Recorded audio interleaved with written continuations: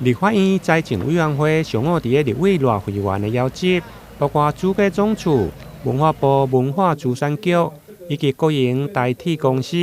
农田水利署、甲农粮署等中央的部会，南下考察台南地方建设的有算执行情形。第一站来到具有文化资产价值的后壁车站，虽然针对进前丹纳斯风台造成的站体厝遐、排水管甲天棚已经修复，不过对着后续的木架构的补强，以及白遐周期的构建甲墙体的修复，因为牵涉的历史建筑，立委希望先确认修复的范围甲工程的有算需求。这个调查从去年的7月开始。一直现地的一个勘察，还有工程的一个规划，到今年3月13号已经进入预算还有采购的程序。那我们预计就是在115年的4月30号，那个就是采购公告，然后相关设计跟建造的技术服务概念书我们大概争取到988万中央的一个经费988万中央的经费。该案经过前期的调查、现地勘查到工程的规划，目前代替公司已经由南区营运处筹措相关的经费，大约988万，希望会用在4月底完成采购的公告。因为这是一个古迹车站，古迹车站我们想要维护的呢，因为古迹车站是我们铁路公司的宝啦，因为我们已经100多年的历史，其实我们车站能够留下来的，我们都会尽量跟地方来讨论。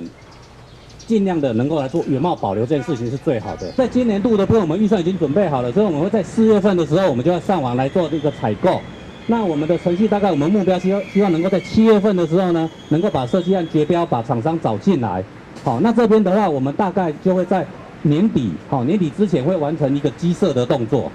那基设的动作的时候，刚刚我们会前也跟市政府有拜托啦到时候我们有基设的部分，我们会做一些讨论的时候，那可能我们如果为了要缩短时间，可能我们跟市政府来通知一起来讨论，来缩短一些审查跟修正的时间所以这边我们会主动来邀请，这个没问题这也跟委员报告，这个我们的合作都没有问题。那再来的话，关键就会在明年因为我们细测完成审查之后，大概重点会来做一个文资审查的工作。那这边的话，市政府也是有